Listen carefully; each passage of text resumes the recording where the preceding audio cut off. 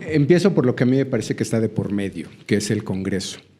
Y empiezo con una revisión breve, que es, tenemos un Congreso hecho para que sea muy difícil tener mayoría calificada, si no es que imposible, pero tener 2/3 partes de ambas cámaras está, en buen español, en chino.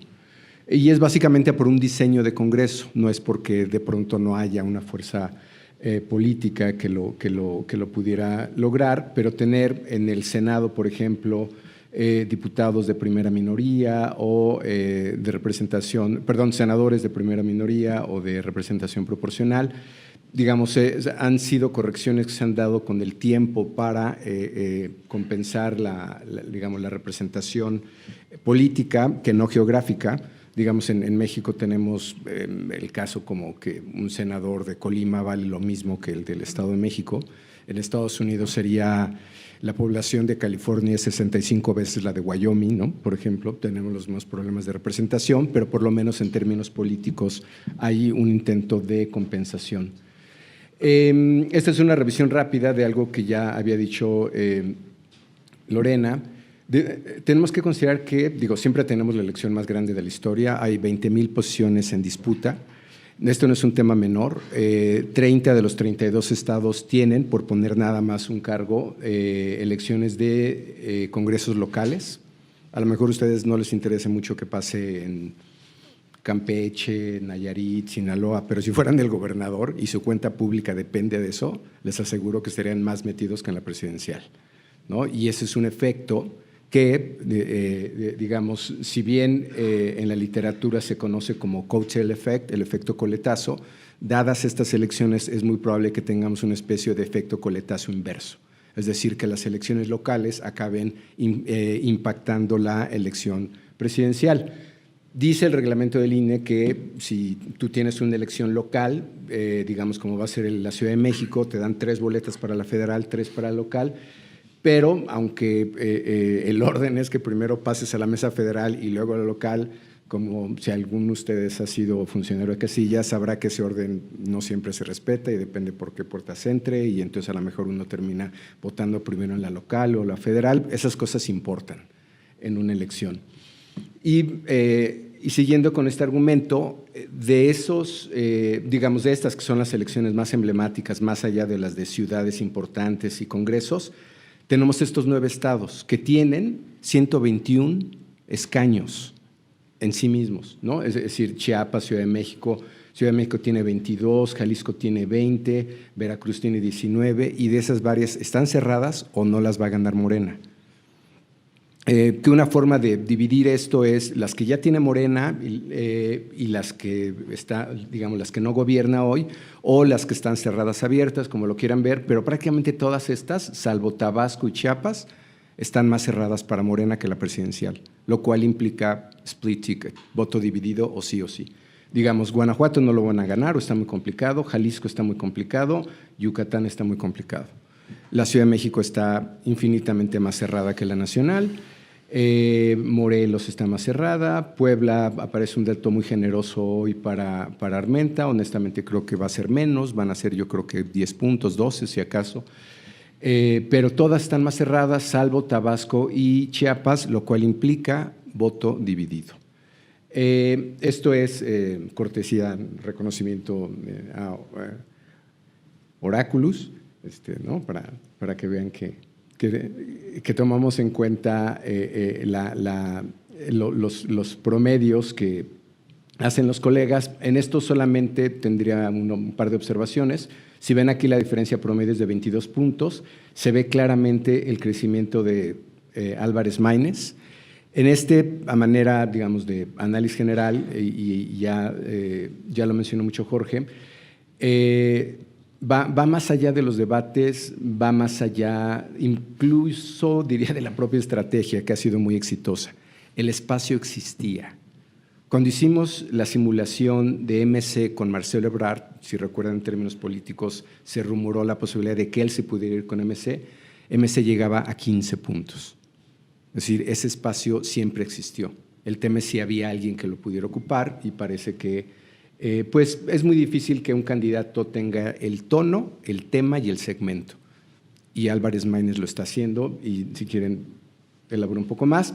En esta es la tabla, digamos, de lo que Oráculos toma en cuenta. Yo nomás tendría ahí dos problemas. Uno es Áltica, porque Dios sabe qué hacen, ¿no? O sea, nadie tiene idea de cómo hacen esa.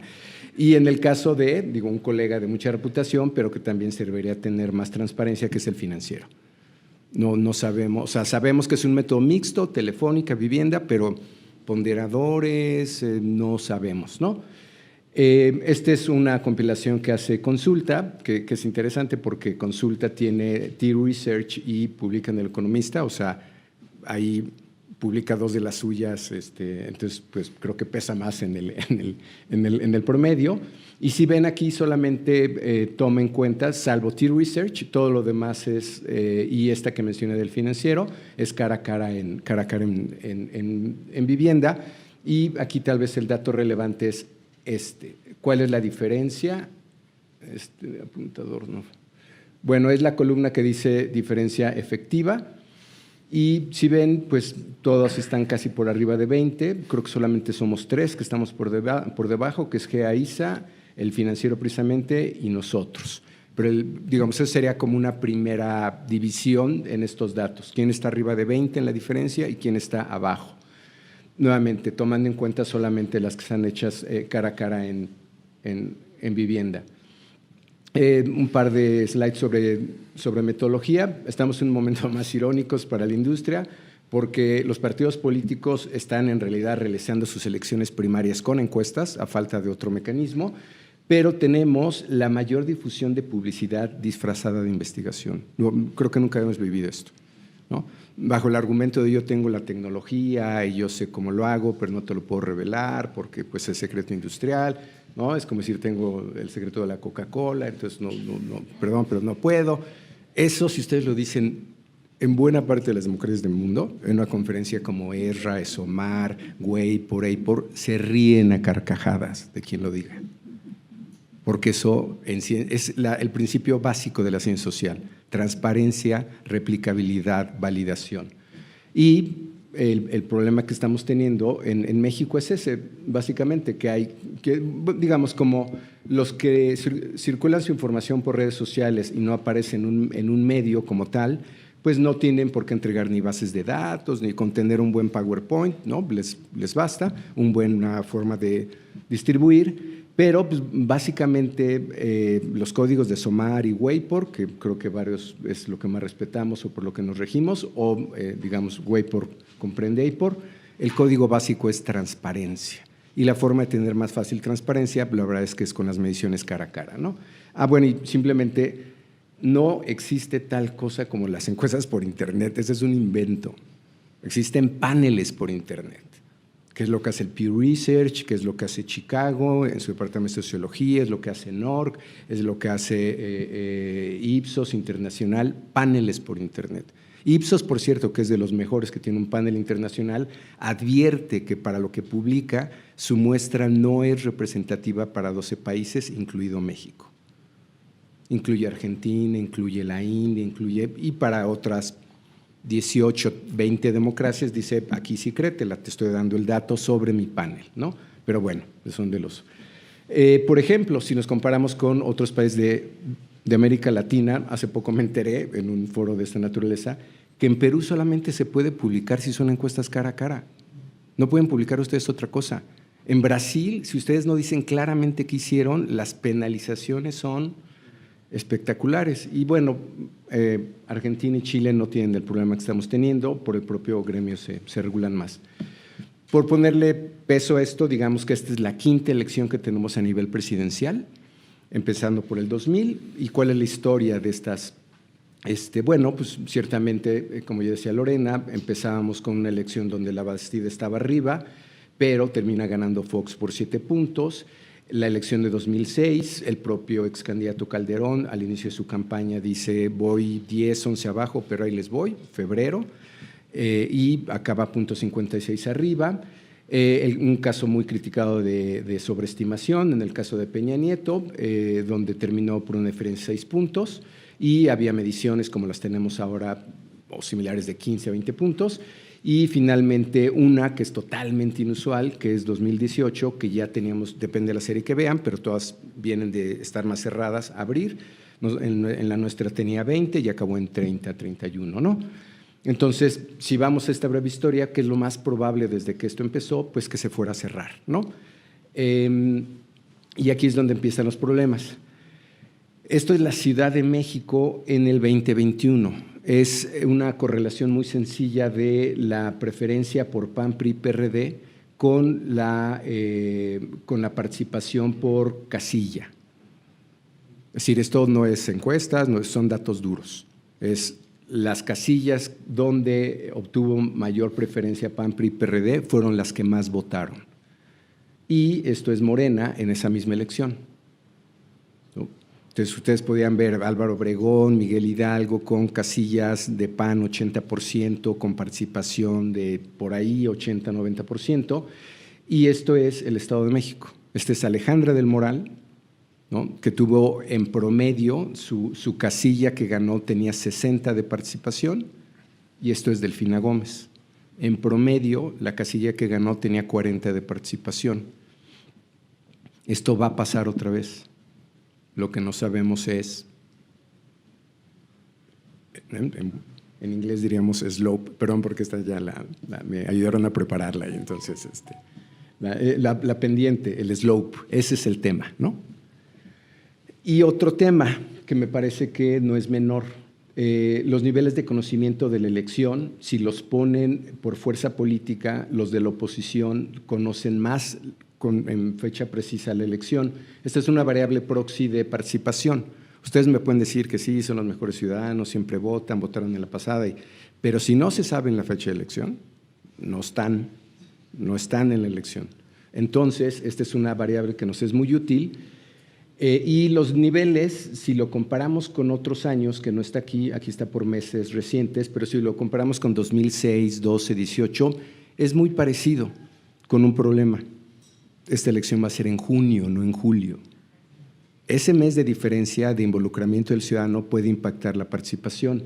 Y si bien tenemos, estas son las históricas recientes, la más alta es la de 2000 con 64, hablo de las de este siglo, la más baja 2006 y las últimas dos de 63, esto podría impactar la participación electoral o, sobre todo nuevamente, quien tiene, sobre todo, digamos, donde medimos mayores diferencias es el norte del país, oposición, comparado con el sur del país, Morena. Hay diferencias hasta de 20 puntos. Mientras aquí el 60, 65 sabe la fecha de elección, en el sur están en 45. ¿No? Digamos, esto no es tan relevante para Chiapas y Tabasco, pero importa. Y este es otro de los fenómenos que, digamos, Sheinbaum, que ha tenido pues algo de tiempo para posicionarse, ¿no? Digo, nada más para poner en la última parte del proceso, la primera vez que el presidente habló de los posibles candidatos, no quiero utilizar su lenguaje porque ya es comprar el discurso, pero bueno, esos candidatos los mencionó en agosto del 22. El proceso fue en septiembre del 23, un año de campaña, ¿no? Ahorita que preguntaba Fernanda si Xóchitl hubiera empezado antes, honestamente no creo que hubiera cambiado. El problema de Xóchitl es con lo que carga. Siento decirlo, y en defensa de ella, ni siquiera es ella, ¿no? O sea, bueno, este es el crecimiento, si bien este es el fenómeno, que algunos otra vez no, o sea, yo al principio la verdad es que me pareció que estaba como muy errado en la estrategia. Recordarán cómo empezó peleándose con Manlio Fabio y hasta que encontró su lugar, ¿no? Y su lugar es básicamente no te pelees. Tú eres la parte feliz de esta contienda, ¿no? Mientras los otros dos se pelean tú eres el que en las cenas le da salida al que quiere salir a votar y no va a votar y no te quieres pelear con nadie, ¿no? Entonces, básicamente tiene una estrategia, creo que ha sido muy eficaz más allá de su nivel de conocimiento. Vean, desde que empezó, esto es una serie que empezó en febrero del 23 y vean cómo venía Xóchitl. Pero otra vez, o sea, se los voy a poner en un gráfico, o sea, siempre ha estado en números negativos, este es el saldo de opinión positiva menos negativa, y quien tenemos más mediciones por razones obvias desde que empezó era del ex jefa de gobierno, que su crecimiento ha sido paulatino, con algunos estancamientos, pero finalmente siempre con imagen positiva, ¿no? Ser la jefa de gobierno de esta ciudad da una plataforma mediática a nivel nacional. Lo que pasa en esta ciudad es noticia nacional. Estos son nuestros últimos números, que digamos aquí, lamentablemente en las concentradoras, que sería otro tema, no nos permiten publicar votos nulos, que es, por cierto, el primer valor y más sencillo de prever, ¿no? O sea, es la primera variable que podemos ya estimar de cuánto es el voto nulo, porque simplemente es el histórico. Ya tenemos el crecimiento aquí muy importante de Álvarez Maínez, que según nuestra última medición que se publicará mañana con Reuters y Milenio, ya subió de esto. Esto tiene un antecedente claro, que es el que les decía. Su techo lo llegamos a medir con un candidato como Marcelo Ebrard y podía haber llegado a 15, ¿no? Ciertamente, entre mercadotecnia, posicionamiento, algo de los debates, como señalan, pues digo, hay quien puede criticar que repita 53 veces su nombre en la canción, algo así, pero que es eficaz, sin duda, ¿no? Y otro tema que no es menor, quien considere que su discurso de niños, infancia, es muy naif, es la misma estrategia que utilizan los mercadólogos para que los niños obliguen a sus papás a comprar juguetes, ¿no? Es la misma. Entonces, va a haber una fuerza de niños atrás ahí presionando de ¿por quién dices que vas a votar? ¿No? Y luego, bueno, ¿de dónde está saliendo esto? Ciertamente MC primero crece por el PAN, no es casual que haya crecido primero en Nuevo León, luego en Jalisco, plazas como Campeche, pero luego empieza a crecer sobre Morena. Y yo creo que ya empezó a crecer sobre Morena. Y pues, digamos, poniendo algunos parámetros, estos son los límites de cuál podría ser el techo de la oposición.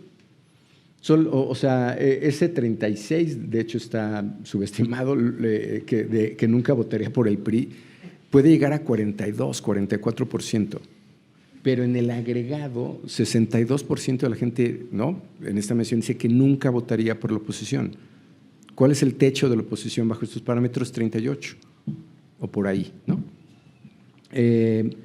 Y esta es, bueno, de dónde viene ese voto negativo, ¿no? No me paro mucho aquí. Digo, la idea es que tengan esta presentación, si lo quieren revisar, no quiero abrumarlos con números.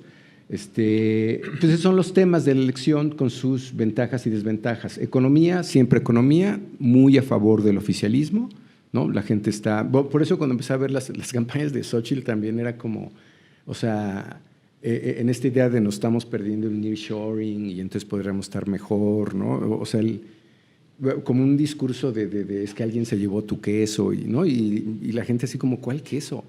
O sea, pues si nunca lo he tenido, o sea, ¿no? Yo tengo programas sociales, el país está creciendo, ¿no? Entonces, economía, inseguridad con sus características, corrupción y salud. Es breve algo que me prestó Valeria Moy sobre cómo está la inversión extranjera y qué está pasando en el norte, pero más importante que eso, cómo está el sentimiento del consumidor. La gente está feliz, están comprando, y hay quien dice que es consecuencia pospandémica, pero la gente está, a diferencia de 6 años, que era, en fin, digo, estos ataques de pánico, de saca tu dinero del banco y no compres nada, ¿no? Si ven ahorita cómo está el movimiento inmobiliario, súper estable, todo el mundo haciendo transacciones, en fin, ¿no? Pero esto es a nivel consumidor. Esta es la retrospectiva de qué también lo ha hecho, digamos, cómo ven a Morena. Esto es la prospectiva, ¿no?, de cómo se ve el consumidor, digamos, cómo se vio desde que empezó esta administración y simplemente ha ido creciendo. Entonces, la economía para, digamos, quien tiene empleo, y para quien no, en grandes números, le resumo esta tabla, 1 de cada 4 adultos en este país recibe dinero directo del gobierno, 1 de 3 a nivel hogar, casi la mitad a nivel familiar, ¿no? Y no es nada más alcance, montos, ¿no? Pensiones que se fueron de 2,000 a 4,000, de 3,000 a 6,000, en fin, ¿no? Entonces, y sí tenemos una propensión a mayor preferencia por Morena entre quien tiene los programas sociales. Eso está bastante claro. Que esto tiene sus dos lados, ¿no? Sus dos lados de la espada. Uno, ciertamente va a tener mayor preferencia Morena, pero en términos de mediciones sí nos está generando mucho ruido. Es decir, es histórico que aquí sobreestimamos al partido en el gobierno, no importa si es PAN, PRI, PRD, el que gobierne, el tema es por cuánto. Y esto es de lo que más impacta, o es donde hemos encontrado que impacta más, la correlación con programas sociales. Nosotros llegamos a tocar puertas, ciertamente no saben de dónde venimos, pero el por si acaso no vaya a ser, ¿no? Entonces, casi siempre declaro más a favor del gobierno. Entonces, ¿qué vamos a tener sobreestimación? Cuenten con ello, ¿no? ¿Cuánto? No sabemos. Por el impacto de los programas, creemos que más, probablemente más que otros años, ¿no? Y esta es una confesión de gremio. Quien está haciendo más encuestas es Morena. Digo, qué bueno, porque del otro lado está Lorena sola, pero los que estamos haciendo mediciones para Morena, pues la gente ya cree que es el único que está haciendo mediciones. O sea, ya lo hemos registrado en varias plazas. Digo, si sirve… O sea, ellos no saben para quién venimos, pero ciertamente ya nos dimos cuenta que la gente cree que la mayor parte que está encuestando es de Morena. En fin, como un fenómeno más. El tema de los debates, no voy a parar mucho aquí, más bien, digo, esta idea de que aquí hay knockouts, ciertamente cambia la conversación, pero no creo que sea la idea del knockout, es un poco la que me genera ruido. Esto es lo que puede pasar con algo como Massive Caller, que les diría que en su defensa por lo menos es más transparente, sabemos qué hace. Sabe que tiene 95% de no respuesta, que por cierto, esto en Estados Unidos está prohibido, o sea, porque esto es un engaño, o sea, ustedes no les marcan para que hablen con una grabadora, o sea, esto no se podría hacer en Estados Unidos, pero bueno, por lo menos sabemos qué hacen, sabemos cómo está su tasa de no respuesta y bueno, sabemos por qué les pueden publicar estas cosas, ¿no? Digo, ya para que la propia candidata Xochitl Gálvez reconozca que, ¿no?, en una entrevista con Juan Ignacio Zavala ¿no?, de cuánto vas arriba, no, voy como 10 arriba, pero no con Massive, porque ya sabemos que ellos venden. O sea, digo, ya la propia candidata sabe, ¿no?, cómo funciona, pero bueno, es otro tema para otra. Nada más una breve revisión de cómo están los demográficos, ya veremos con los exit polls cómo vienen. Teniendo dos candidatas mujeres, una primera pregunta sería ¿cómo viene entonces el voto femenino? Pues básicamente se divide por un voto antirriesgo, un voto pro oficialismo, donde las mujeres suelen votar más por Claudia Sheinbaum, es decir, aquí no tenemos un voto de género, los hombres más por Xochitl Gálvez y digamos un poco menos por Jorge Álvarez Maínez. Esto es escolaridad. Me parece interesante, el promedio de escolaridad de gente con universidad en este país es 15%, ahí está, ese es el segmento que tiene Sheinbaum, más o menos 16%, el de Xochitl es el doble, pero todavía arriba de ella está Álvarez Maínez, ¿no? Es cierto que los universitarios están votando, ¿no? Por edad, pues vean cómo está en el caso de Álvarez Maínez el segmento de 18 a 25, que es el que está a la derecha, 37% de su voto viene de ahí, ¿no? Entonces, otra vez, sí tiene el segmento, ¿no? Sí lo está consiguiendo. Y 19 a 24 no nos debe sorprender mucho. En general, lo de Claudia Sheinbaum y Xochitl Gálvez está más parejo. Esto es profesión, no me paro mucho aquí. Cualquier cosa nos pueden escribir y tengo presentación. Gracias.